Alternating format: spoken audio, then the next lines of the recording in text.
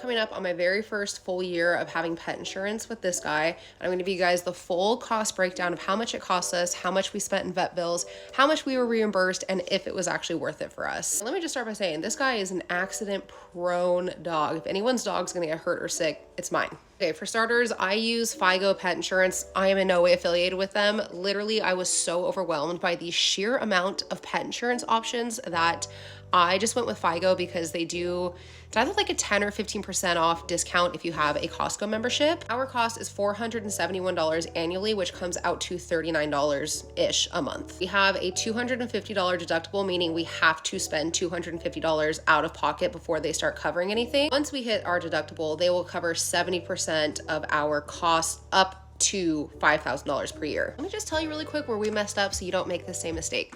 We did not sign up for pet insurance until Winston was 10 months old, and we meant to every single month, and we kept putting it off and putting it off. By the time we had gotten his pet insurance at 10 months old, he had already had a vet visit for having allergy issues. So now anytime moving forward in the future forever, if we ever have an allergy-related vet visit, it is considered a pre-existing condition and none of it is covered. We also waited until we had a very scary emergency vet visit in the middle of the night that cost us $2,000. We legitimately signed up for pet insurance the day after that vet visit. And unfortunately, that condition Winston had, he had gotten pneumonia, required multiple follow-up x-rays and multiple follow-up vet appointments. And of course, none of those were covered either because it was a pre-existing condition.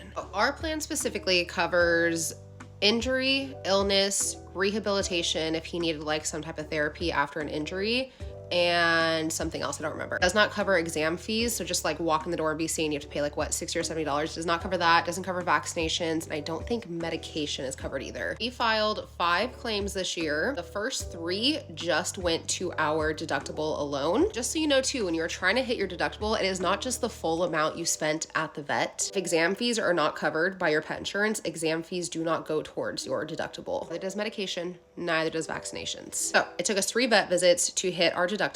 We finally hit our deductible recently. This was our very first claim that we got reimbursed. We spent $267 at the vet and only $32 was reimbursed. Again, because they do not cover vet exam fees and they do not cover medications or vaccinations. This next visit, Winston was having on and off diarrhea. We got like a fecal test done. It was $155 and they covered $73. I was pretty happy with this. So for the entire year, we spent about $1,200 in vet visits, about $470 in pet insurance, and got reimbursed $100.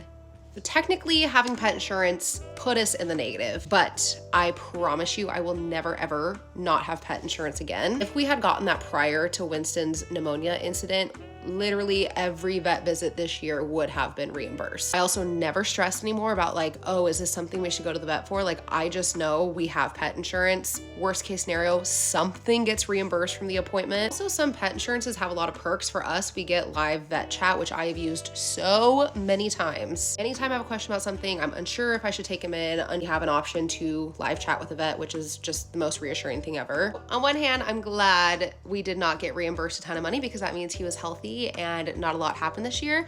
On the other hand, I definitely wish I would have signed up earlier, and I will forever have pet insurance, I promise you. If you do not have pet insurance, this is your sign.